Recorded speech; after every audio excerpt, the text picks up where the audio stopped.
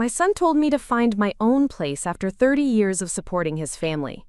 What he didn't know was that his father had left me a secret inheritance worth $3 million.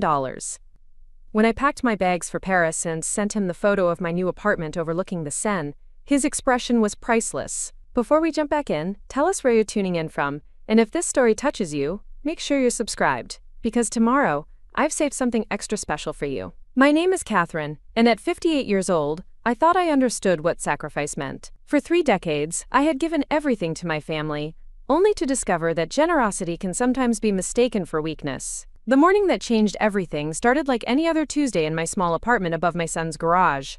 I had been living there for 8 years, ever since my husband Thomas passed away from a sudden heart attack. At the time, my son Marcus and his wife Jennifer had insisted it was the perfect solution. I could help with their twin daughters, Emma and Sophie, while they both pursued their demanding careers. It seemed like a blessing for everyone involved. The apartment was modest, just a converted space with a kitchenette, a bedroom, and a small sitting area. But I had made it home with photographs of Thomas and me from our travels across Europe, small plants that thrived in the limited sunlight, and books that transported me to places I dreamed of visiting again. Every morning at 6, I would hear the stirring from the main house below. By 6:30, I was downstairs preparing breakfast for the family, packing lunches for the girls, and making sure everyone had what they needed for their day. Marcus worked in corporate finance, often leaving before 7 and returning after 8. Jennifer managed a boutique marketing firm and kept equally demanding hours. The twins, now 15, had grown up with me as their constant presence. I had attended every school play, every soccer game, every parent-teacher conference, when Marcus and Jennifer were too busy. I had nursed them through chicken pox, helped with homework, and listened to their teenage heartbreaks with patience and understanding. For 8 years, this arrangement had worked seamlessly. I provided childcare that would have cost them thousands of dollars monthly, maintained their household, and asked for nothing in return except the small apartment and basic necessities. I had my widow's pension from Thomas's government job, which covered my personal expenses, medication, and small pleasures. But somewhere along the way, my presence had shifted from appreciated to expected.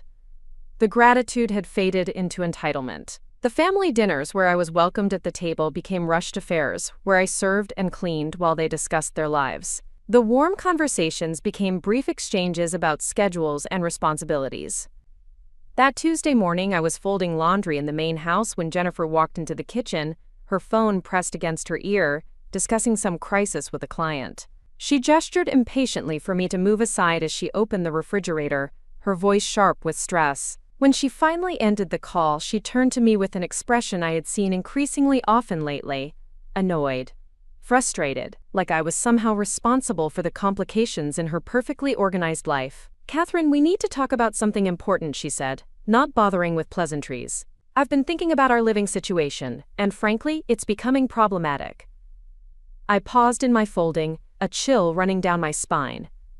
Problematic how? Well, the girls are teenagers now. They need their privacy, their independence. Having you constantly around is making them too dependent on you instead of learning to take care of themselves. I stared at her, processing her words. These were the same girls who still came to me when they had problems they didn't want to share with their parents, who asked me to attend their school events because they knew I would always be there, who called me their second mom and included me in their friend groups because I listened without judgment. "I think there's been some misunderstanding," I said carefully. "The girls seem perfectly capable of taking care of themselves. They're honor students, responsible, independent young women." Jennifer's laugh was cold and dismissive. "Catherine, you don't see it, because you're too close to the situation. But Marcus and I have noticed that they come to you first with everything, instead of coming to us. It's undermining our authority as parents." The accusation hit me like a physical blow. For 8 years, I had been careful to support Marcus and Jennifer's parenting decisions, to encourage the girls to respect their parents, to never overstep boundaries. The idea that I was somehow damaging their family was both hurtful and bewildering. Before I could respond, Marcus walked into the kitchen, his tie still undone and his expression harried. He looked between Jennifer and me, immediately sensing the tension. "What's going on here?" he asked, though his tone suggested he already knew. "I was just explaining to your mother that we think it's time for some changes around here," Jennifer said, her voice taking on that united front tone that excluded me entirely. Marcus loosened his tie completely and poured himself coffee from the pot I had prepared earlier. "Mom, we've been talking about this for a while now. We think it might be better for everyone if you found your own place."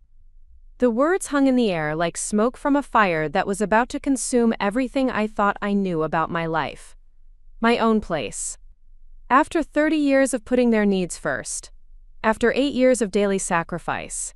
After raising their children and managing their household. They wanted me to find my own place. "I don't understand," I said quietly, my voice barely steady. "Have I done something wrong? Is there a specific problem you'd like me to address?" Marcus had the grace to look uncomfortable, but Jennifer stepped in smoothly. "It's not about right or wrong, Catherine. It's about what's healthy for our family. The girls need to bond more with us, not rely on you for everything. And honestly, we need our privacy back. Privacy. In the house where I woke up every morning to serve them. Where I spent my days cleaning, cooking, organizing, and caring for their children. Where I had given up my independence to provide them with convenience and financial savings they couldn't have achieved any other way." Marcus cleared his throat awkwardly. "Mom, we're not throwing you out on the street. We'll give you time to find something suitable. Maybe a nice senior community with activities and people your own age." People my own age. I was 58, not 88. I was healthy, active, and intellectually sharp, but somehow, in their minds, I had become the elderly relative who needed to be managed and contained. "How much time are we talking about?" I asked, surprised by how calm my voice sounded, despite the storm raging inside my chest. Jennifer and Marcus exchanged a look that spoke volumes about conversations they had been having without me. "We were thinking maybe 60 days, Jennifer said. "That should be plenty of time to find something appropriate within your budget." My budget.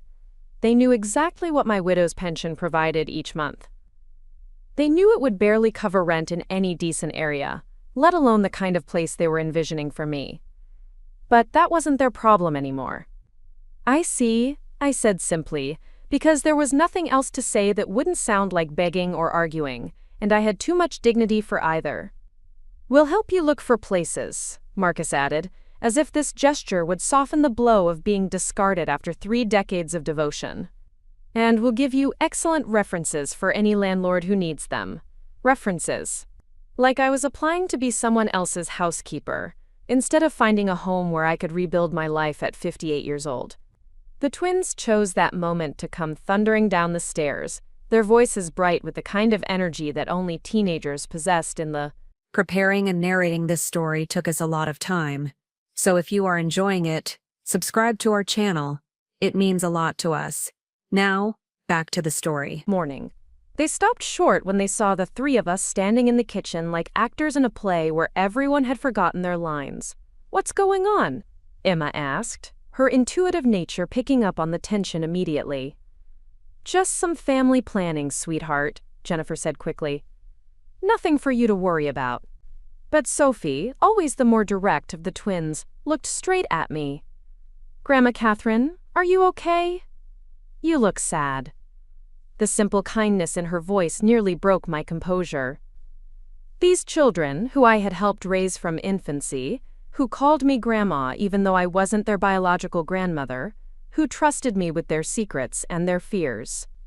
How could I explain that their parents had decided I was no longer welcome in their lives? "I'm fine, sweetheart," I managed. "Just tired." Marcus and Jennifer hurried the girls through their morning routine, eager to end the uncomfortable scene.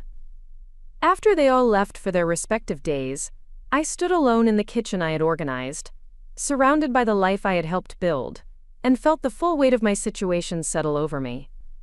For the first time since Thomas died, I felt truly alone. Not just lonely, but completely isolated from the people I thought were my family. The people I had sacrificed everything to support had just told me I was no longer needed or wanted.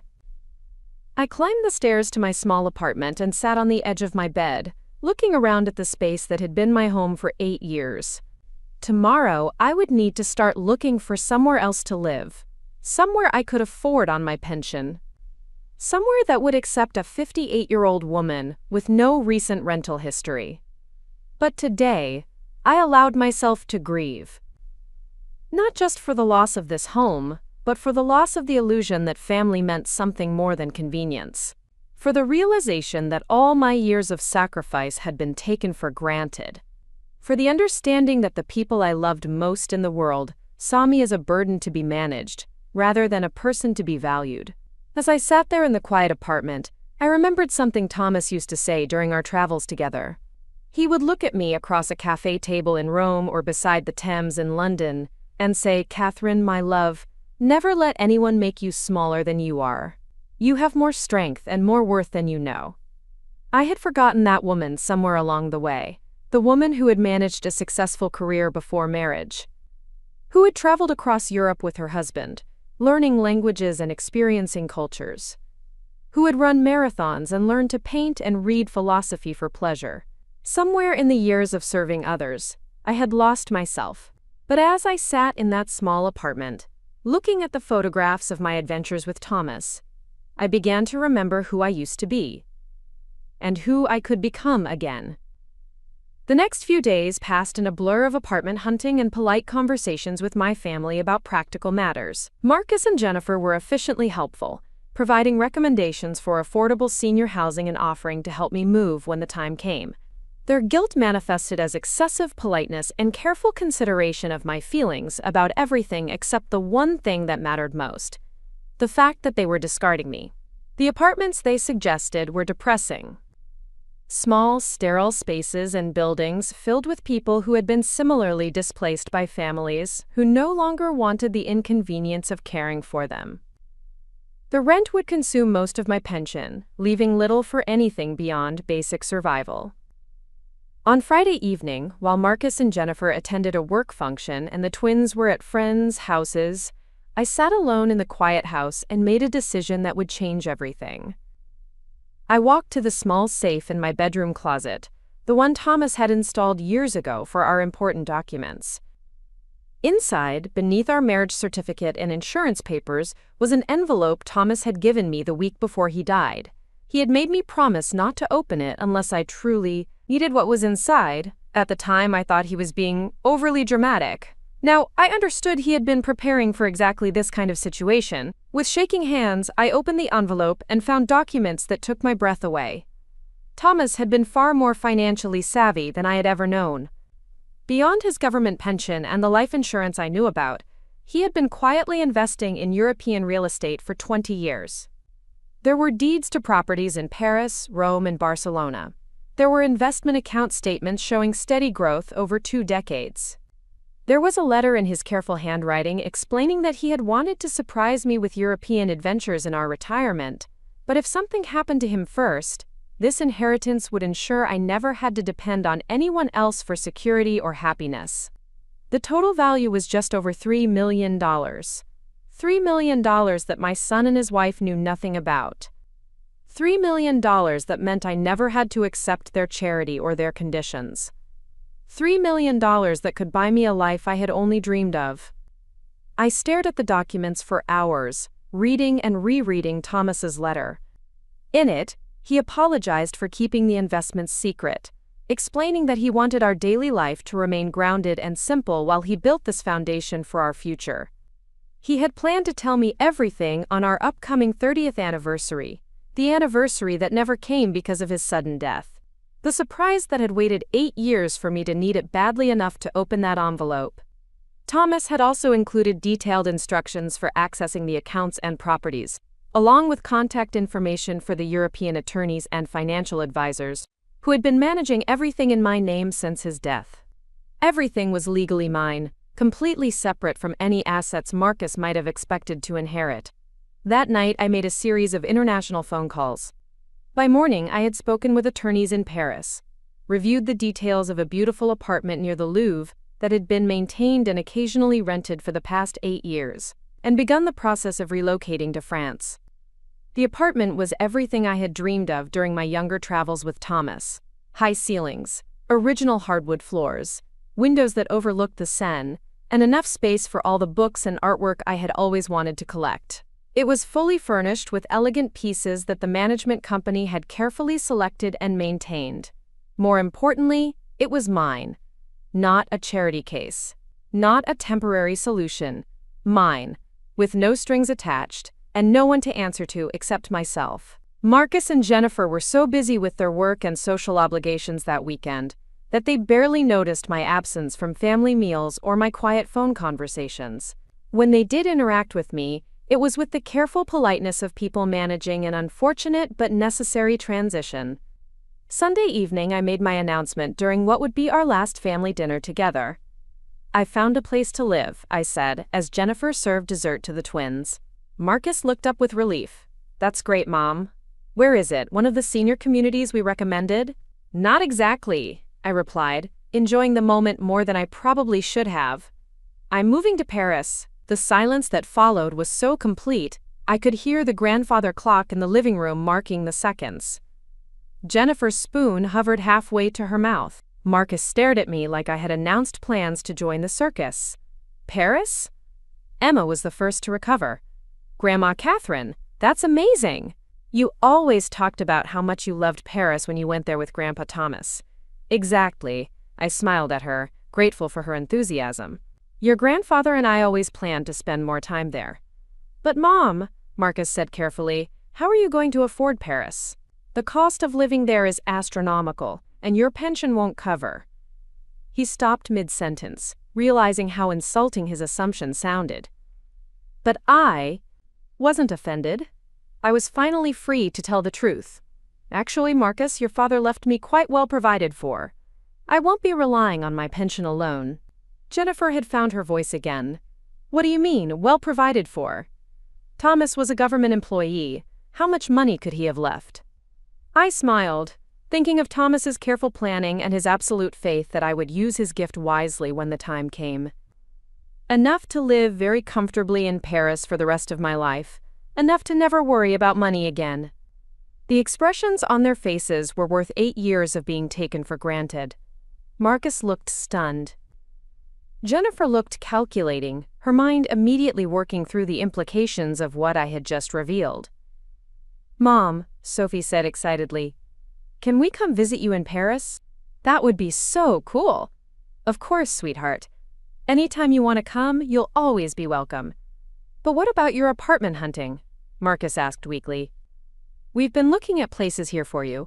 "I won't be needing those anymore," I said simply. "I leave for Paris on Thursday." "Thursday?" Jennifer's voice was sharp.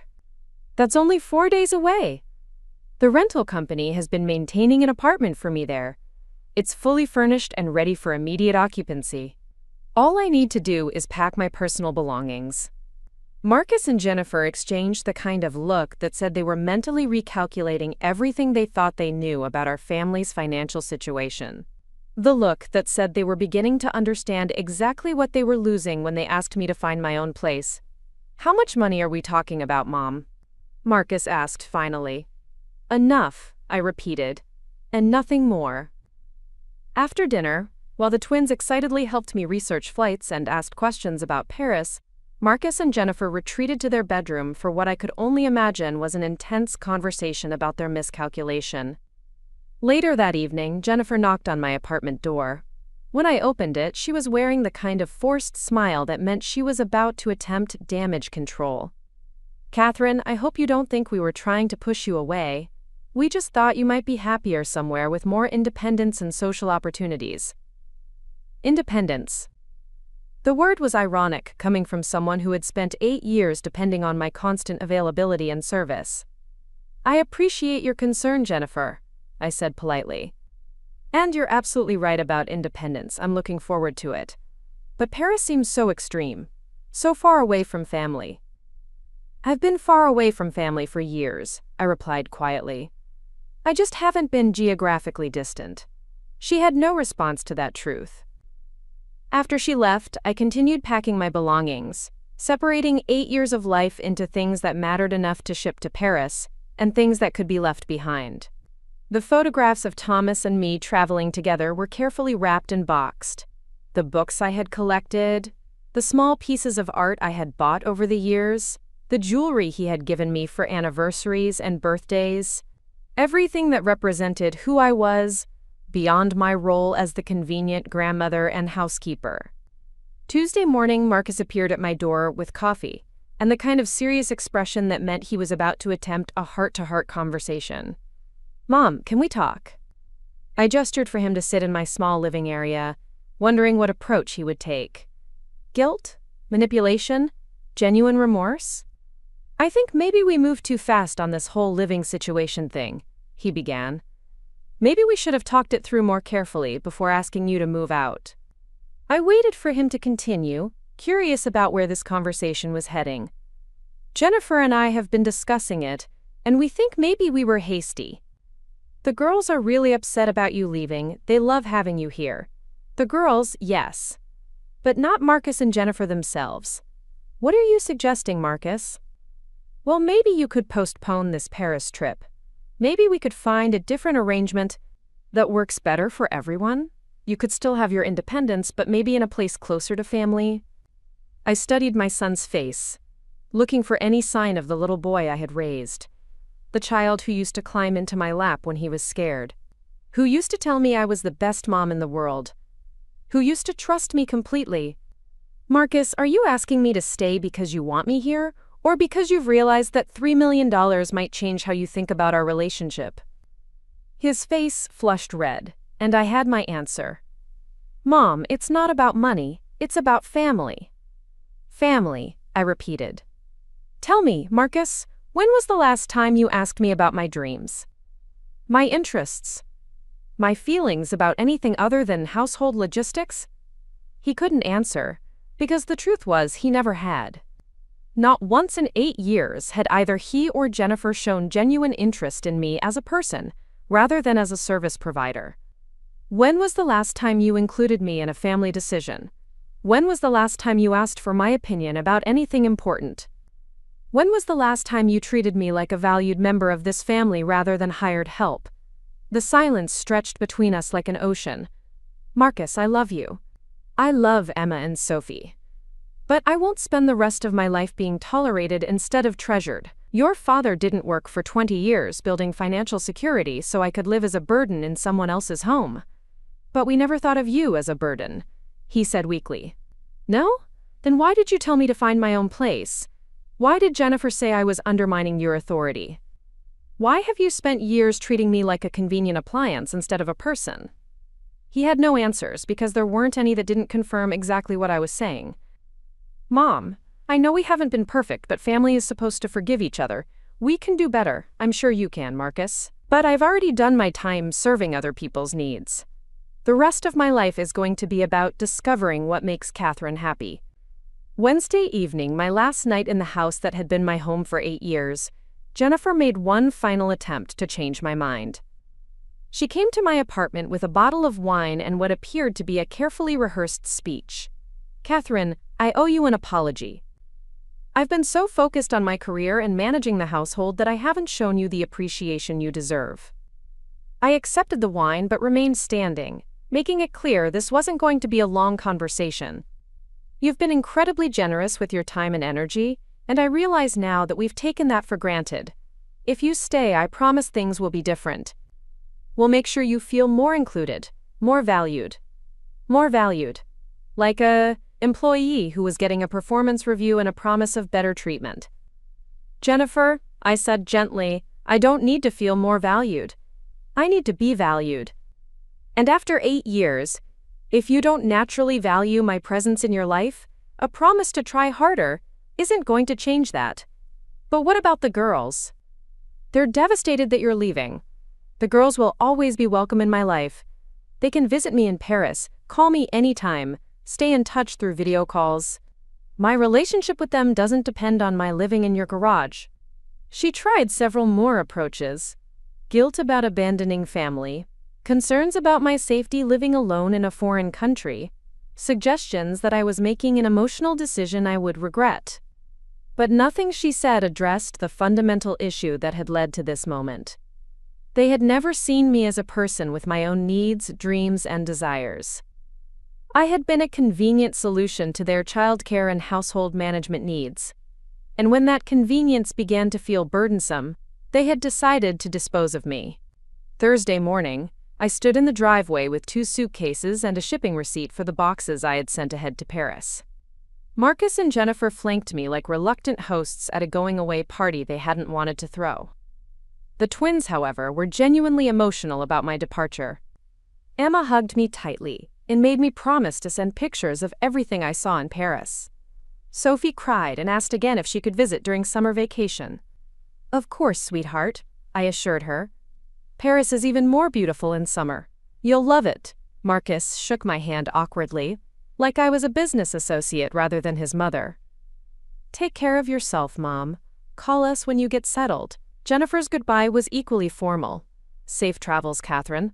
Let us know if you need anything." But I wouldn't be needing anything from them ever again. That was the point they still didn't understand. As my taxi pulled away from the house where I had spent 8 years serving other people's needs, I felt something I hadn't experienced in decades. Pure excitement about my own future. No obligations except to myself. No schedules except my own. No needs to consider except my own desires and dreams. The flight to Paris was the beginning of a new chapter I was writing entirely for myself. For the first time in 30 years, I was about to discover who Catherine could become when she wasn't busy being what everyone else needed her to be. Thomas had given me more than financial security. He had given me the freedom to reclaim my own life. And I intended to use every precious moment of it. The apartment in Paris exceeded every dream I had harbored during those long months of searching for senior housing. Located on the 4th floor of a 19th-century building near the Ile Saint-Louis, it overlooked the Seine through tall windows that flooded the rooms with golden afternoon light. The management company had maintained it perfectly, with period furniture that spoke of understated elegance and modern conveniences seamlessly integrated into the historical charm. My first morning in Paris, I stood at those windows with coffee in a delicate porcelain cup, watching the boats navigate the river below and feeling like I was living inside a painting. The silence was different here. Not the oppressive quiet of being ignored, but the peaceful stillness of a life that belonged entirely to me. The apartment had 2 bedrooms, a spacious living area with original hardwood floors, and a kitchen that was compact but perfectly designed. Everything was mine to arrange as I pleased, mine to enjoy without consideration for anyone else's preferences or schedules. For the first time in 8 years, I could eat breakfast in my pajamas without worrying about who might need something from me. Within a week, I had established routines that felt luxurious in their simplicity. Morning coffee while reading French newspapers, improving a language I had studied decades ago but never had time to practice. Afternoon walks along the Seine, stopping at bookstores and cafes whenever something caught my interest. Evening meals prepared at my own pace, eaten while watching the sunset paint the river in shades of amber and rose. The freedom was intoxicating. No one needed me to be anywhere at any specific time. No one required explanations for my choices or justifications for my expenses.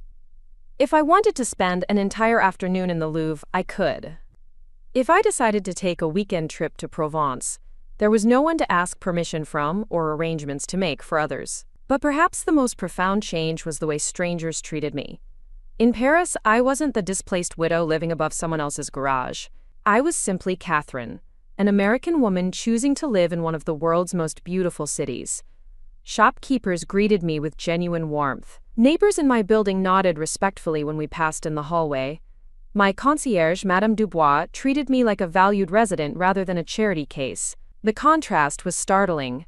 For 8 years, I had been surrounded by family who saw me as a burden. Now I was surrounded by strangers who treated me with basic human dignity and respect. 2 weeks after my arrival, I received my first phone call from Denver. Emma's voice was bright with excitement as she peppered me with questions about Paris. She wanted to know about the food, the language, the people, the architecture. Her enthusiasm reminded me of my own wonder during those first trips to Europe with Thomas. "Grandma Catherine, it sounds amazing. Sophie wants to talk to you too. Are you really living near the Louvre?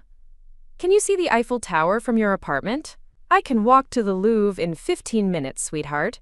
And yes, I can see the Eiffel Tower from my bedroom window in the evening when it lights up." The twins chatted for nearly an hour, their excitement about my adventure genuine and infectious. When they passed the phone to Marcus, however, The conversation took on a different tone. "Mom, you sound different. How are you adjusting to being so far from family?" "I'm adjusting beautifully, Marcus. Paris is everything I remembered and more. But aren't you lonely? Don't you miss having people around?" "I miss you and the girls, of course. But I'm not lonely. I'm discovering that there's a difference between being alone and being lonely." He was quiet for a moment, and I could almost hear him processing this distinction. In his mind, I think he had expected me to struggle, to realize that I needed them more than they needed me. The idea that I might actually thrive independently seemed to confuse him. "How long are you planning to stay there?" "I'm not planning to leave, Marcus.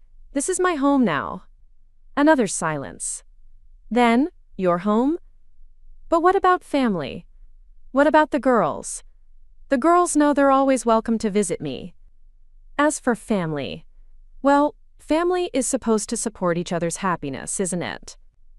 After we hung up, I realized that Marcus genuinely didn't understand how I could be content without constant family contact. He had never considered that I might have needs and desires beyond serving others. The concept that I could create a fulfilling life independent of his family was apparently foreign to him.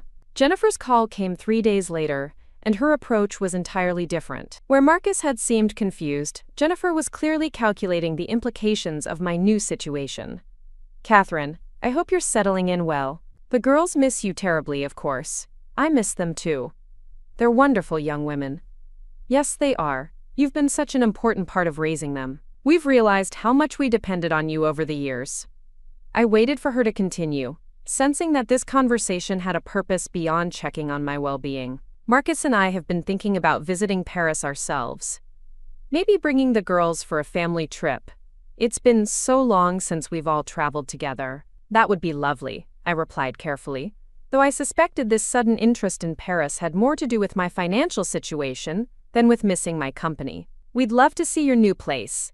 The girls are so curious about where you're living. And of course, we'd love to spend time with you. You're always welcome to visit, Jennifer. Just let me know when you're planning to come."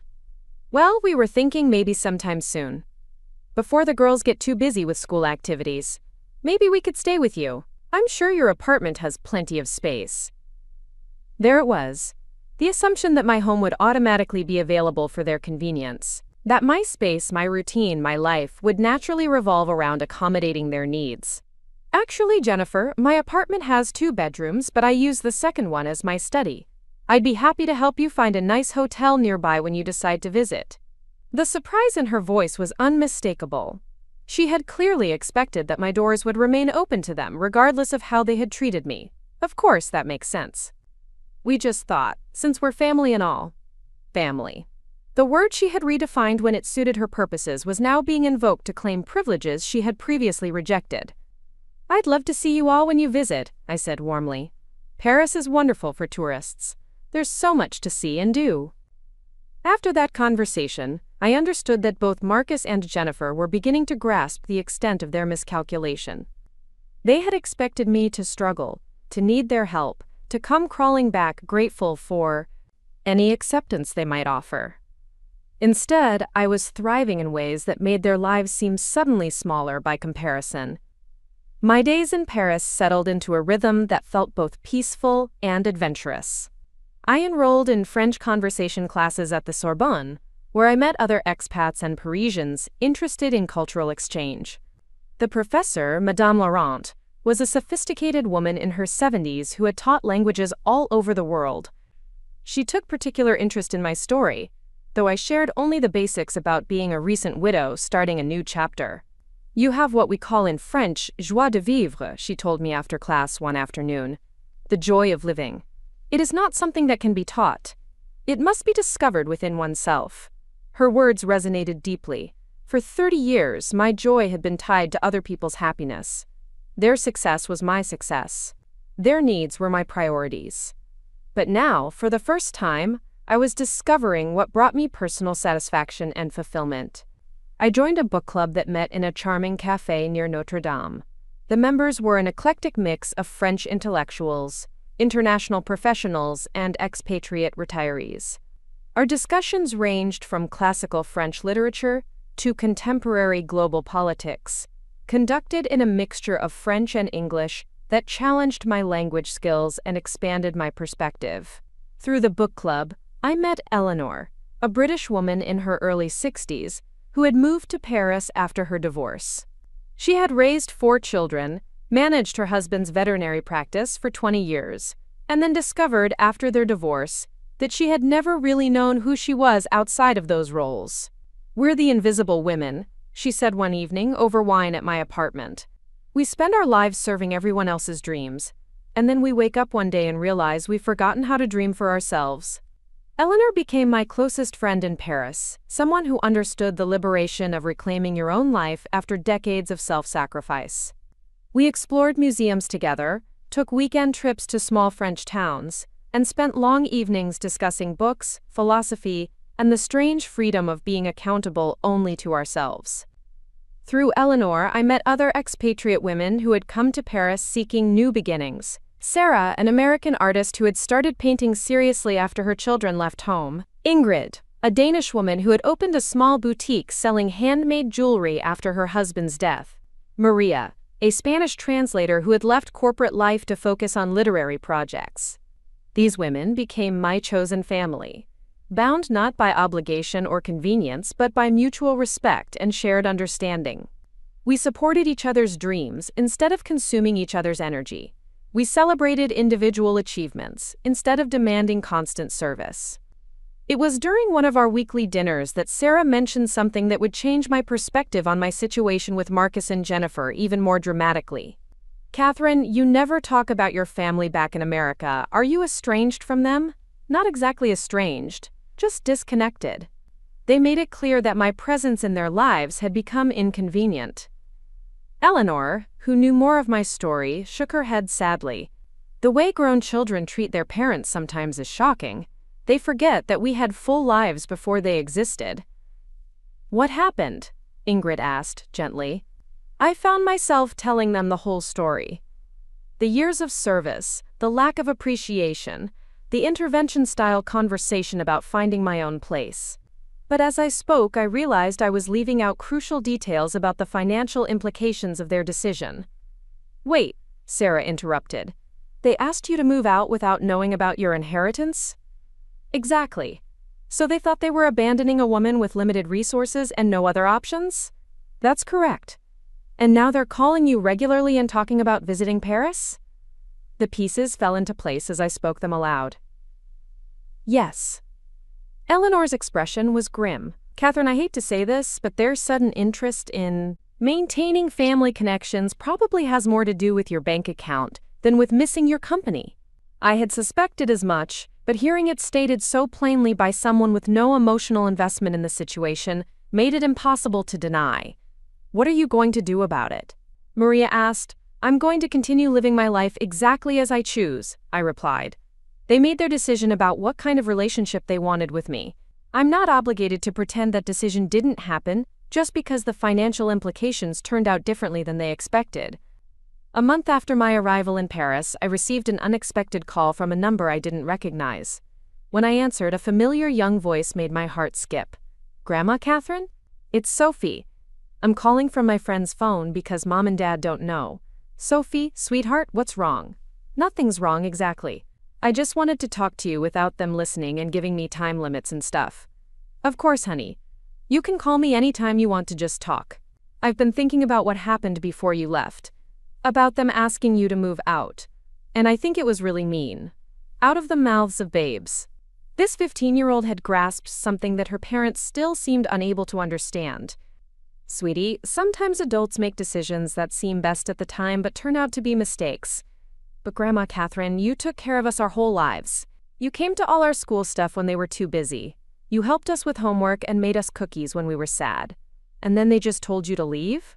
Her voice cracked with emotion, and I felt my own eyes filling with tears. "Sophie, the most important thing for you to understand is that none of this changes how much I love you and Emma. You will always be precious to me, no matter what happens between me and your parents, I know. But it's just not fair. Mom keeps talking about how we need to visit you in Paris, but then she gets all weird when we get excited about it. Like she wants to go, but she doesn't want us to be too happy about seeing you. This insight from a teenager was remarkably perceptive. Jennifer wanted to maintain access to me now that she understood my financial situation, but she resented the fact that the twins had genuine emotional connections to me that didn't depend on her approval. "Are you really happy there?" Sophie asked. "Because Mom keeps saying you must be lonely and probably want to come home." "I'm happier than I've been in years, sweetheart. I'm learning French, I've made wonderful friends, and I'm discovering parts of myself I had forgotten existed." "That's so cool, I want to learn French too. Maybe you could teach me when I visit." "I would love that, Sophie." "Grandma Catherine? I'm really glad you didn't let them make you move to one of those old people places. You're not old enough for that stuff." "Thank you, honey. That means more to me than you know." After Sophie hung up, I sat in my beautiful Parisian apartment, feeling a complex mixture of emotions.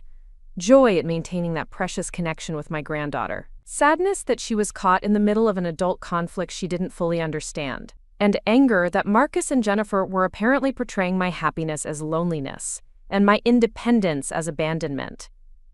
But Sophie's call also reinforced something important. The relationships that mattered most in my family were not dependent on proximity or convenience.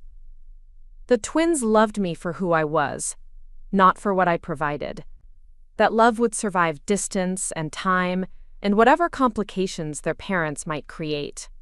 2 days after Sophie's call, Marcus called with an announcement that confirmed everything my friends had suspected about his family's sudden interest in visiting Paris. "Mom, I have some exciting news. Jennifer and I have decided to bring the girls to Paris for spring break. We've found a great deal on flights, and the girls are over the moon about seeing you." "That's wonderful, Marcus. When are you planning to come?" "Well, that's what I wanted to discuss with you. We were hoping to stay for 10 days, maybe 2 weeks. Really make it a proper family vacation. I'm sure the girls will love Paris. It's such a beautiful city for young people to explore. And we thought it would be perfect if we could all stay together, like a real family reunion. The girls could have your spare room, and Jennifer and I could take the couch, or maybe you have a sofa bed." The presumption was breathtaking.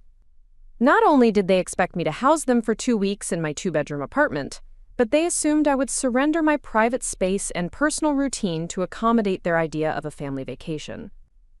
"Marcus, my apartment isn't really set up for long-term guests. As I mentioned to Jennifer, I'd be happy to help you find a lovely hotel nearby." "But Mom, hotels are so expensive in Paris. And it would mean so much to the girls to be able to stay with you, to really experience your new life." My new life. The life they had insisted I needed to find elsewhere when they thought it would be lived in poverty.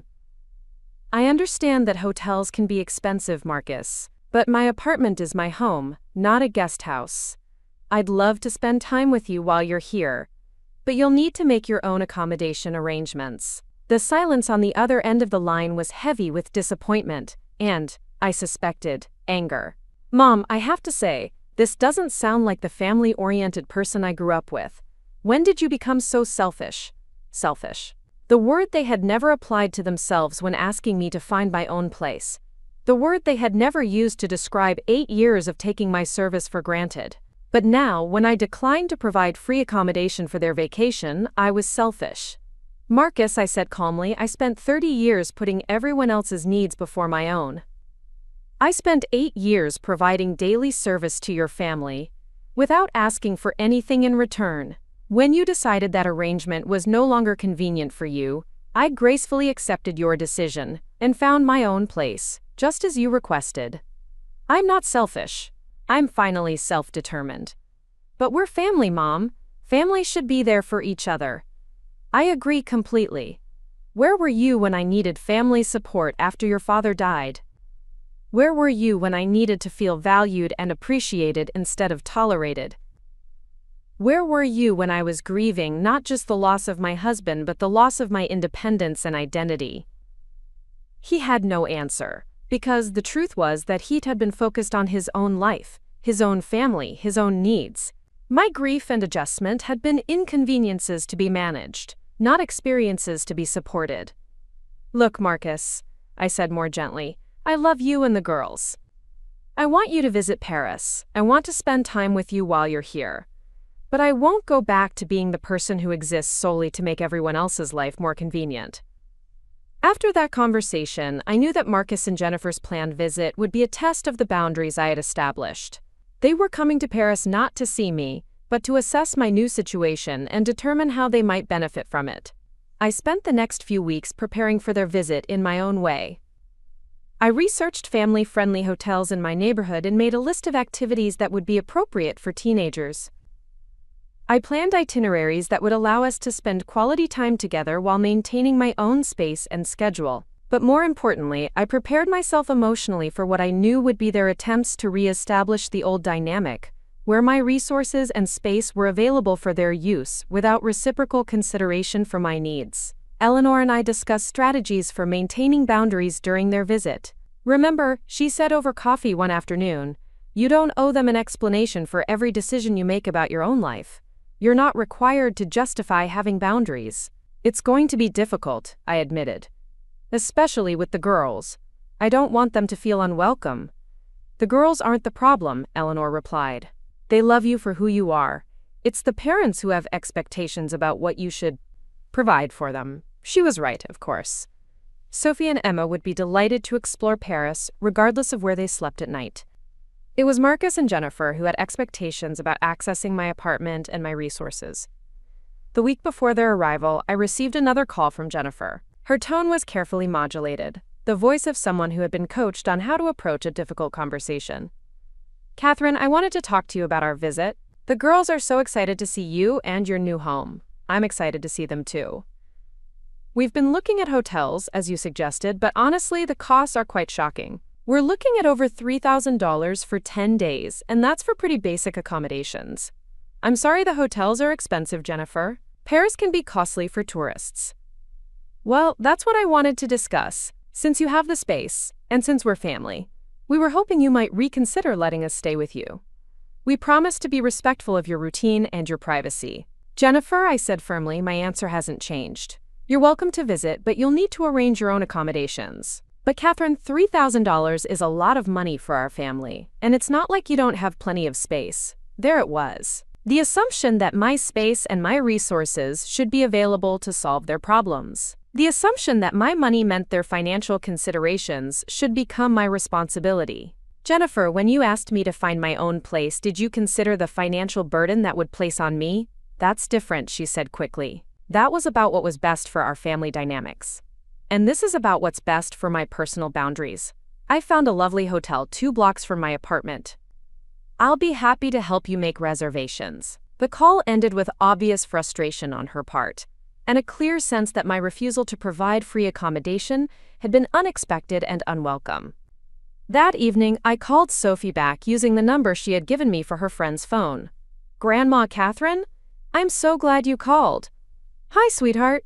I wanted to talk to you about your visit to Paris. Mom and Dad are kind of stressed about it. They keep talking about how expensive everything is. Sophie, I want you to know that I'm thrilled you're coming to visit me. We're going to have wonderful adventures together, and I can't wait to show you my favorite places in Paris. But we're not staying with you, are we? No, honey, you'll be staying in a hotel. But it's a lovely place, very close to my apartment, and you'll be able to come visit me every day. That's okay, she said, though I could hear disappointment in her voice. Emma and I were just excited about seeing where you live and stuff. And you will see where I live. You'll spend lots of time here. We'll have meals together, and I'll show you all my favorite spots in the apartment. You just won't be sleeping here. Why not, though? Is it because you don't want us there? The question broke my heart, because I could hear the confusion of a child who didn't understand adult complications. Oh, sweetheart, no.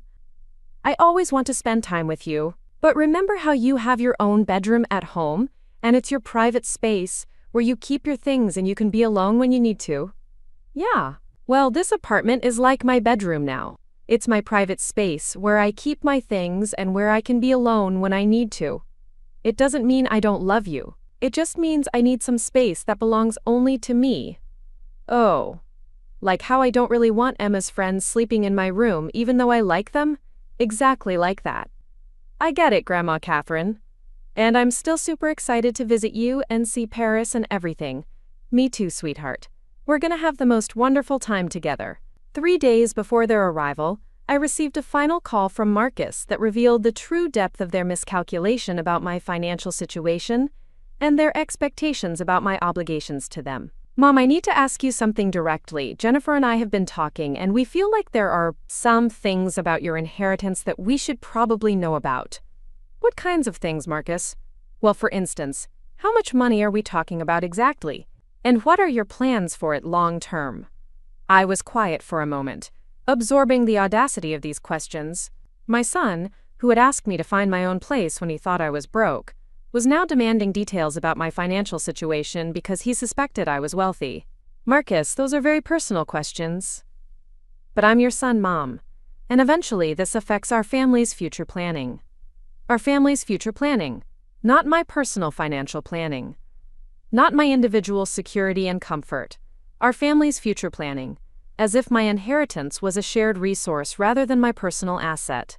Marcus, I said carefully, my financial situation is my private business, just as your salary and investments are your private business. But this is different. This is family money, Dad's money. Your father left his money to me, Marcus, to me personally, to use as I see fit for my own life and happiness. But what happens to it when you die? What about Emma and Sophie's futures? The questions revealed everything I needed to know about how Marcus and Jennifer viewed my inheritance, not as my personal security, but as their future windfall. Not as Thomas's gift to me, but as their delayed gratification. Marcus, I'm 58 years old and in excellent health. I plan to live for many more years, enjoying the life your father worked so hard to make possible for me. What happens to any remaining money after I die is a conversation for the distant future. But surely you've made some provisions for the girls, education, for our family's security? I considered telling him about the substantial educational trusts Thomas and I had established for Emma and Sophie years ago, separate from my inheritance. But I realized that information would only fuel more expectations about my current resources. Marcus, I love Emma and Sophie dearly, and I will always make sure they're taken care of. But my primary responsibility is to myself and my own future. The silence that followed was loaded with disappointment, and what I suspected was anger. Mom, I have to say, this attitude is really troubling. When did you become so focused on yourself instead of your family? When my family made it clear that my well-being was not their priority, I replied simply. That conversation ended any remaining illusions I might have had about the motivations behind their sudden desire to visit Paris and reconnect with family. They weren't coming to see me. They were coming to assess their future inheritance and to re-establish access to resources they now realized they had foolishly discarded. Their arrival in Paris was exactly as I had anticipated.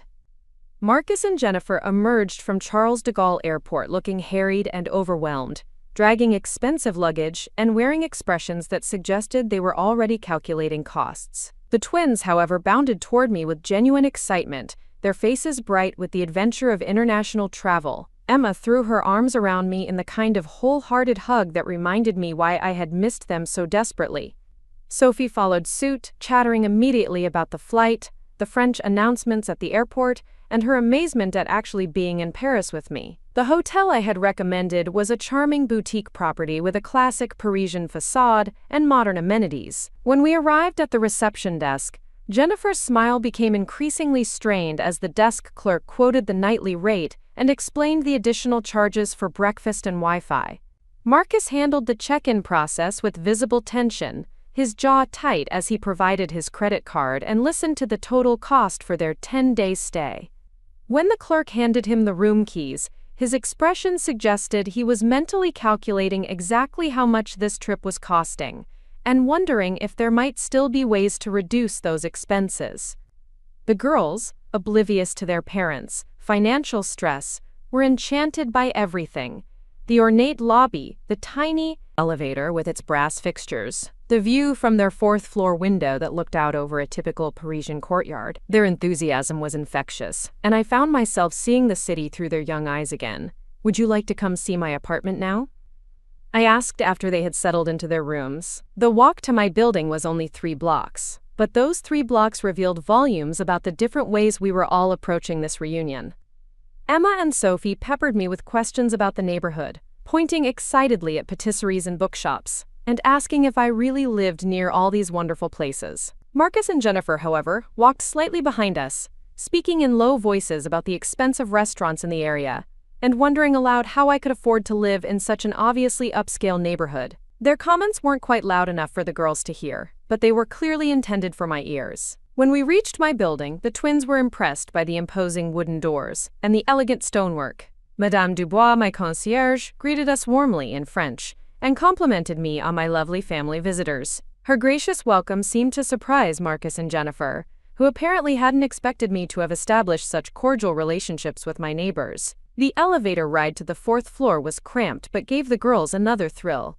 They had never been in such an old-fashioned elevator, with its brass gate and manual controls. Everything was an adventure to them, exactly as I had hoped it would be. When I opened the door to my apartment, the silence that followed was profound. Emma and Sophie stood in the entryway, with their mouths slightly open, taking in the high ceilings, the tall windows, the elegant furniture, and the view of the Seine that dominated the living room. "Grandma Catherine," Sophie whispered, "this is like something from a movie." Emma walked immediately to the windows overlooking the river. "You can really see the water from here. And boats! There are actual boats going by right now."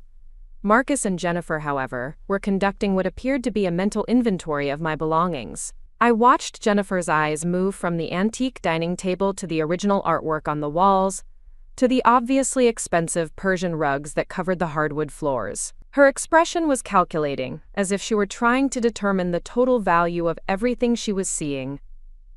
Marcus was focused on different details. He examined the modern kitchen appliances, the state-of-the-art entertainment system, and the quality of the furniture, with the eye of someone trying to understand exactly how much money had been spent to create this level of comfort. "This is quite a place, Mom," he said finally, his tone carefully neutral. "Thank you. I love it here. It must have cost a fortune to furnish it so nicely. Actually, it came fully furnished. The management company had maintained it beautifully for years." "Management company?" Jennifer's voice was sharp with interest. "You mean you're renting this place? I own it. Thomas bought it as an investment property many years ago." This revelation clearly surprised them both. They had assumed I was spending large amounts of money on rent, which would suggest I was depleting my resources quickly. The discovery that I owned the property outright meant my living expenses were minimal and my capital was being preserved. "Dad bought property in Paris?"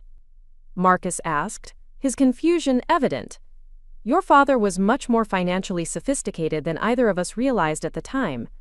He spent decades making very careful investments. How many properties did he buy?" Jennifer's question was direct and unashamed. "Enough to ensure I'll never have to worry about money again." I could see them exchanging glances over the heads of the twins, who were exploring the apartment with unrestrained delight. Emma had discovered my small library and was examining the mixture of English and French books. Sophie had found the second bedroom, which I had converted into a study and art studio. Over the next few days, I took them on carefully planned tours of Paris that allowed us to spend quality time together while maintaining the boundaries I had established. We visited the Louvre, where the girls were amazed by the scale and grandeur of the collections. We walked through the Latin Quarter, sampling pastries and practicing French phrases. We took a Seine River cruise that gave them a different perspective on the city's famous landmarks. During these outings, I watched Marcus and Jennifer carefully. They were clearly struggling with the cognitive dissonance of seeing me so obviously thriving in circumstances they had never imagined possible. The confident, independent woman showing them around Paris bore little resemblance to the supposedly helpless widow they had asked to find her own place just months earlier. The girls, meanwhile, were having the time of their lives. They loved everything about Paris. From the metro system, to the street musicians, to the elaborate window displays in the department stores. More importantly, they seemed to understand instinctively that this trip was about experiencing a new place together, rather than resuming old patterns of dependence. On their 4th evening in Paris, Marcus and Jennifer invited me to dinner at their hotel restaurant. The girls were exhausted from a day of sightseeing and had chosen to order room service and watch French television, leaving the three of us alone for what I suspected would be a serious conversation. The restaurant was elegant but overpriced, Exactly the kind of place that catered to tourists who were already committed to spending large amounts of money. Marcus ordered wine that cost more than most people spent on groceries in a week, then complained about the exchange rate and the general expense of everything in Paris. "Mom," Jennifer began after we had ordered, "we want to talk to you about something important." I waited, curious about what approach they would take. "We've been thinking a lot about family, about what it means to be connected to each other even when we're living in different places." "That's nice," I replied non-committally. "And we realized that maybe we didn't handle the transition after Dad died as well as we could have." Marcus jumped in quickly. "What Jennifer means is that we were so focused on practical concerns that we might not have been as sensitive as we should have been to your emotional needs." This was clearly a rehearsed conversation, probably planned during one of their private discussions in their hotel room. "We want you to know that we recognize we made some mistakes," Jennifer continued, "and we hope we can find ways to rebuild our relationship moving forward." "I appreciate that," I said carefully. "What kinds of ways were you thinking about?" "Well," Marcus said, "we were hoping you might consider spending more time in Denver. Maybe a few months each year, especially during the holidays when family time is so important. The girls would love to have you around more regularly," Jennifer added, "and it would give us a chance to make up for lost time." I took a sip of my wine, considering their proposal. They wanted me to resume providing convenient access to my time and energy, but now they were framing it as a favor to me rather than service I would be providing to them. "That's an interesting idea," I said. "What would those visits look like?" Marcus seemed encouraged by my apparent openness to discussion. "Well, you could stay in the apartment above the garage again. We'd make sure you felt more included in family decisions, more valued for your contributions." More valued for my contributions. The phrase revealed everything about how they still viewed our potential relationship. I would be valued based on what I contributed to their lives, not simply because I was a person worthy of love and respect. "What kinds of contributions were you thinking about?" I asked. Jennifer's enthusiasm was obvious. "Well, the girls are getting ready for college applications, and you're so good at helping with organization and planning, and the house always runs so much more smoothly when you're there to help with meals and coordination." So the proposed visits would involve resuming my previous role as unpaid household manager and childcare provider, but now with the understanding that I had financial resources that made my labor a choice rather than a necessity. "And what about my life here in Paris?" I asked. "My friends, my classes, my routines?" Well, Marcus said, "You could certainly maintain this apartment as a kind of vacation home. Maybe spend summers here, or take short trips when you want a change of scenery. A vacation home. My primary residence, where I had built a new life and discovered genuine happiness, would become a vacation home so that I could resume serving their needs in Denver." "That's very thoughtful of you to consider my happiness," I said, and I meant it sincerely. "But I'm not interested in dividing my time between two places." The disappointment on their faces was immediate and obvious. "Mom," Jennifer said, "family should be a priority. The girls need their grandmother, especially as they're preparing for such important transitions. The girls are welcome to visit me here anytime they want. This summer, next year, whenever they'd like to come." "But that's not the same as having regular family time," Marcus protested. "That's not the same as being part of their daily lives." "Marcus, I've been part of their daily lives for 8 years. During that time, did you make me feel like a valued family member or like a convenient service provider?" He couldn't answer because we all knew the truth. "I think what you're really asking," I continued gently, "is whether I'll resume making your lives easier by providing services you don't want to pay for and support you don't want to reciprocate." "That's not fair," Jennifer said, her voice rising slightly. "We're talking about family relationships, not business transactions. You're absolutely right. Family relationships aren't business transactions. They're based on mutual love, respect, and consideration for each other's happiness and well-being." I paused, looking at both of them across the table in that expensive restaurant they were paying for, with money they had complained about spending. "When you asked me to find my own place, were you considering my happiness and well-being?" "We thought it would be better for everyone," Marcus said weakly. "Better for everyone, or better for you?" Neither of them could answer that question honestly. "Look," I said, finishing my wine and preparing to end this conversation, "I don't harbor resentment about what happened. You made a decision based on what you thought was best for your family, and I've made decisions based on what's best for my life. We can all be happy with those choices. But we miss you, Jennifer said, and for the first time her voice held what sounded like genuine emotion. I miss you too. I miss the people I thought you were before I understood how you really viewed our relationship. The rest of dinner passed in uncomfortable silence, broken only by perfunctory conversation about the weather and our plans for the remaining days of their visit. When we returned to their hotel, the twins were waiting in the lobby, excited to tell me about the French game show they had watched and their plans for the next day. Their enthusiasm was a stark contrast to their parents' obvious frustration, and I realized that my relationships with Emma and Sophie were completely separate from whatever complications existed between Marcus and Jennifer and me. The next morning, I met the girls for breakfast while their parents slept late, apparently exhausted by the emotional intensity of the previous evening's conversation. Emma and Sophie were full of questions about my life in Paris, my friends, and my daily routines.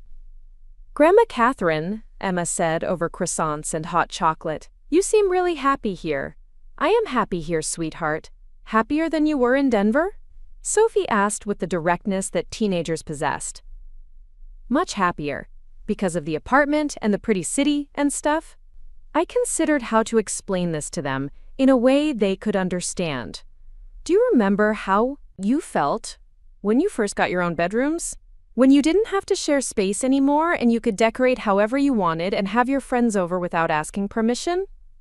"Yeah," Sophie said. "It was amazing to have my own space. That's how I feel about my life here. For the first time in many years, I have my own space, my own choices, my own routines. Everything belongs to me, and I don't have to ask anyone's permission to live the way I want to live." Emma nodded thoughtfully. "Like how Mom always says she needs alone time to recharge and think about stuff." "Exactly like that. But don't you miss us?" Sophie's question was vulnerable, and I could see that she was worried about being abandoned or forgotten. "Oh, sweetheart, I miss you terribly. But missing someone and loving someone doesn't mean you have to live in the same place or give up your own happiness to make them happy." "So you're not going to move back to Denver?" "No, honey, I'm not. But that doesn't change how much I love you or how much I want to be part of your lives. Can we come visit you again? Anytime you want to. When you're in college, you could even come stay for a whole summer if you want to learn French or just experience living in Europe." Their faces lit up with excitement at these possibilities, and I realized that their relationships with me would actually be stronger and healthier now that they were based on genuine affection rather than daily dependence. That afternoon, while Marcus and Jennifer were shopping for souvenirs and complaining about prices, I took the girls to meet Eleanor at a cafe near the Luxembourg Gardens. I wanted them to see that I had built genuine friendships in Paris, that my life here wasn't just about avoiding family but about creating positive connections. Eleanor was wonderful with them, asking about their interests and sharing stories about her own grandchildren in London. She spoke to them like intelligent young women rather than children, and they responded with enthusiasm and maturity. After Eleanor left, Emma looked at me with new understanding. "She's really nice, Grandma Catherine. And she seems to really like you." "She does. We've become very close friends. It's cool that you have friends here." Sophie's observation was simple but profound. It's like you have a whole life that's just yours. That evening, Marcus called my apartment and asked if he could come over alone to talk. Jennifer and the girls were at a movie, and he wanted to have a private conversation without their influence or presence. When he arrived, he looked older than his 32 years, worn down by stress and what I suspected was marital tension about their financial situation and their failed attempts to re-establish access to my resources. "Mom, can we sit down and talk honestly about this situation?" "Of course, Marcus. I think I'm beginning to understand what you've been trying to tell me about respect and value and all that. I'm glad to hear that. When Jennifer and I asked you to move out, we weren't thinking about your feelings or your needs. We were thinking about our convenience and our privacy." "That's correct. And when we found out about your inheritance, our first thought wasn't about being happy for you. It was about what that money could mean for our family's future." "Also correct." He was quiet for a long moment, staring out my windows at the Seine. "I don't know how to fix this, Mom. I don't know how to undo the damage we've done to our relationship." Marcus, I said gently, the damage isn't permanent if the understanding is genuine. What do you mean? I mean that I don't need apologies or promises. I need to see evidence that you actually understand why your behavior was hurtful and that you're committed to treating me differently going forward. What kind of evidence? Stop asking me for things. Stop making requests about my time, my money, my space, my life. Stop trying to convince me to make choices that would benefit you. Just accept that I'm happy where I am and support that happiness without expecting anything from me in return. He nodded slowly. And if we do that? If we really change how we approach our relationship, then we'll have a relationship based on love instead of convenience. And that's the kind of relationship that can survive distance and time and different life choices. What about the girls, though? What about their need for family connection? The girls and I will always have a connection. But it will be a healthy connection based on genuine affection, not daily dependence. They'll learn that love doesn't mean giving up your own life to serve other people's needs. After Marcus left, I realized that our conversation had been different from all the others during their visit. For the first time, he had listened without arguing, acknowledged mistakes without making excuses, and asked questions about my perspective without immediately offering alternatives that would benefit him. Whether this understanding would translate into lasting change remained to be seen, but it was a beginning. Their final 2 days in Paris were different from the first week. Marcus and Jennifer stopped making comments about expenses and stopped suggesting ways I could modify my life to accommodate their preferences. They seemed to accept that they were tourists in my city rather than family members, with automatic access to my resources. More importantly, they began to see me as I actually was, rather than as they had always assumed me to be. When I conducted a conversation entirely in French with a shopkeeper, Jennifer looked genuinely surprised. When I navigated the metro system with confidence and familiarity, Marcus seemed to realize that I had built real competence and independence in my new environment. The twins, meanwhile, were soaking up every moment of their Paris experience. They practiced French phrases, collected postcards, and took dozens of photographs to share with friends back home. But more than that, they seemed to understand that they were witnessing their grandmother's transformation into someone more confident and self-determined than they had ever seen before. On their last evening, we had dinner at a small bistro near my apartment. The atmosphere was relaxed, the conversation flowing naturally among all 5 of us for the first time during their visit. The girls talked about their plans for the remaining semester of school, their college application process, and their excitement about potentially returning to Paris in the summer. Marcus and Jennifer seemed to have accepted that these future visits would happen on my terms, in my city, as part of the life I had chosen, rather than as interruptions to obligations they expected me to resume. As we walked back to their hotel after dinner, Sophie slipped her hand into mine. "Grandma Catherine, thank you for showing us Paris. This has been the best trip ever. Thank you for coming, sweetheart. It's been wonderful to share this city with you. Are you going to be lonely when we leave? I might miss you, but I won't be lonely." "There's a difference." Emma, walking on my other side, nodded thoughtfully. "Because you have friends here and stuff you like to do." "Exactly." When we reached their hotel, the goodbyes were emotional, but not desperate. The twins hugged me tightly and made specific plans about calling me and potentially visiting during their summer break. Marcus shook my hand and thanked me genuinely for hosting them in my city. Jennifer's goodbye was more reserved, but not hostile. As I walked home alone through the streets of my neighborhood, I felt a profound sense of completion. They had come to Paris expecting to find a lonely, possibly incompetent woman who could be convinced to resume her previous role in their lives. Instead, they had discovered someone who had built a fulfilling life independent of their needs and expectations. The following weeks passed peacefully as I resumed my normal routines. French classes, book club meetings, lunches with Eleanor, long walks along the Seine. I received regular calls from the twins, who shared details about their school activities and asked questions about French culture and language. Marcus called once a week, but his conversations were different now. He asked about my planned health and my activities without suggesting modifications or improvements. He shared news about his work and the girls, achievements without implying that my absence was causing problems or missed opportunities. Jennifer's communications were less frequent, but more genuine when they occurred. She sent photographs of the girls at school events and holiday celebrations, including me in their family news, without expecting me to physically participate or provide services. Most importantly, none of them asked me for anything. No requests for money, no suggestions about visiting Denver, no proposals for ways I could modify my life to accommodate their preferences. They seemed to have accepted that my happiness was not negotiable, and that our relationships would need to be built on new foundations. 3 months after their visit, I received a call that surprised me. Marcus's voice was hesitant, but determined. "Mom, I have something to tell you, and I want you to hear it from me directly." "What is it, sweetheart?" "Jennifer and I are getting divorced." I was quiet for a moment, absorbing this news and its implications. "I'm sorry to hear that, Marcus. Are you okay?" "I think I am, actually. Or I will be. It's been a long time coming, if I'm honest." "What about the girls?" "They're handling it better than we expected.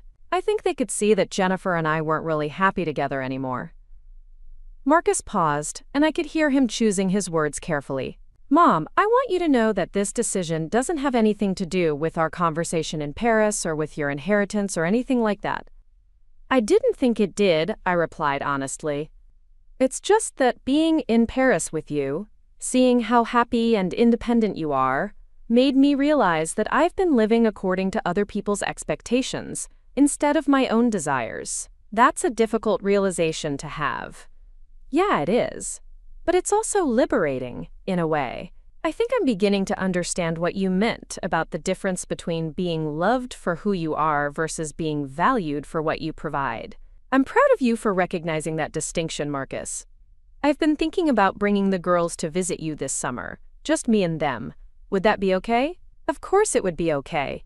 I'd love to see all of you again. And Mom, I want you to know that I don't expect anything from you. No financial help with the divorce, no free babysitting, no life advice, unless I ask for it. I just want to spend time with you and let the girls experience more of your life in Paris." "That sounds wonderful, Marcus." After we hung up, I sat in my favorite chair by the windows and watched the evening light fade over the Seine. Marcus's divorce was undoubtedly difficult and complicated, but his understanding of the principles underlying our relationship seemed genuine and lasting. The man who had asked me to find my own place because my presence was inconvenient had become someone who wanted to visit my chosen home simply to enjoy my company and support my happiness. 6 months later, Marcus and the twins returned to Paris for a 2-week summer visit that was everything their previous trip had promised to become. They stayed in a small apartment they rented through an international housing service, giving them independence while keeping them close enough for daily visits. This time, there were no conversations about money or expectations or future plans that might benefit anyone other than the people directly involved. Marcus explored the city like a curious tourist, taking language classes and visiting museums on his own initiative. The twins threw themselves into French culture with teenage enthusiasm, making friends with local young people and gaining confidence in their language skills. Most importantly, Marcus seemed to have rediscovered parts of himself that had been buried under years of trying to meet other people's expectations. He talked about books he was reading, places he wanted to travel, and career changes he was considering. He was becoming the person he might have been if he hadn't spent so many years defining himself through other people's approval. The twins, meanwhile, were thriving in the international environment. They were old enough now to appreciate the cultural richness of Paris, mature enough to navigate the city with increasing independence, and wise enough to understand that their grandmother's happiness was not dependent on their presence, but was enhanced by their visits. On their last evening of that summer visit, we sat on my small balcony overlooking the Seine, sharing wine and watching the lights begin to twinkle along the riverbank. "Mom," Marcus said quietly, "I want to thank you for showing me that it's possible to start over, to choose your own happiness even when other people don't understand or approve. You don't need my permission to be happy, Marcus. You never did. I know that now. But it took seeing you build this life, seeing you refuse to compromise your peace for other people's convenience, to understand that happiness is something you create, not something you wait for other people to give you." Emma, who had been quietly listening to our conversation, looked up from her book. "Grandma Catherine, are you going to live in Paris forever?" I don't know about forever, sweetheart. But I plan to live here, as long as it makes me happy. And if it stops making you happy, then I'll find something else that does make me happy. Sophie, practical as always, ask the question that was probably on everyone's mind. What if you get sick or need help when you're older? Then I'll figure out how to get the help I need. Just like I figured out how to build this life when I needed a new beginning. But you know we'd want to help you, right? Marcus's voice held genuine concern. I know that, and I appreciate it. But I also know that my well-being is ultimately my responsibility, not yours. The conversation that followed was different from any we had ever had as a family. Instead of obligations and expectations, we talked about hopes and possibilities. Instead of who owed what to whom, we discussed how we could support each other's dreams and happiness. As I watched Marcus and the girls prepare to return to their lives in Denver, I realized that we had achieved something rare and precious. We had rebuilt our relationship on a foundation of mutual respect rather than convenience, genuine affection rather than obligation, and individual strength rather than dependence. They would return to Colorado and continue building their own lives according to their own choices and values. I would remain in Paris, continuing to discover what made Catherine happy and fulfilled. But we would stay connected through love that enhanced rather than constrained, supported rather than demanded, and celebrated rather than consumed. The morning after they left, I stood at my windows with my coffee, watching the early commuters cross the bridges over the Seine and feeling profound gratitude for the life I had built. Not just the comfortable apartment, or the financial security, or even the beautiful city, but the freedom to wake up each day and choose how to spend my time based on my own desires and values. Thomas had given me more than money when he secretly built our financial future. He had given me the power to demand respect, to choose my relationships, and to define my own worth. But most importantly, he had given me the opportunity to discover that I was strong enough, smart enough, and valuable enough to create a life that served my happiness rather than everyone else's convenience. 3 years have passed since that first morning when Marcus and Jennifer told me to find my own place. In that time, I have learned languages, formed friendships, traveled to places I had only dreamed of visiting, and discovered talents and interests I never had time to pursue when my life belonged to everyone else. Marcus has remarried, this time to a woman who treats me with warmth and respect, not because she expects anything from me, but because she genuinely enjoys my company. The twins are thriving in college, visiting me regularly, and bringing friends who are eager to experience Paris through the eyes of someone who lives there rather than just visits. Most importantly, I have learned that it's never too late to reclaim your own life. It's never too late to demand respect. It's never too late to choose happiness over obligation, fulfillment over convenience, and self-determination over other people's expectations. Every morning when I wake up in my beautiful Parisian apartment, I remember that woman who stood in a garage apartment in Denver, being told by her own family that her presence was inconvenient. That woman who thought she had no choices, no options, no power to change her circumstances. She was wrong about all of those things. And if you ever find yourself in a similar situation, if you ever feel like you have no choices or no power to demand better treatment, remember that you always have more options than you think. You always have more strength than you know. And you always deserve more respect than anyone else might be willing to give you. Sometimes the best response to being told to find your own place is to find a place so perfect, so fulfilling, so completely your own, that you never want to leave it for anyone else's convenience ever again. Up next, you've got 2 more standout stories right on your screen. If this one hit the mark, you won't want to pass these up. Just click and check them out.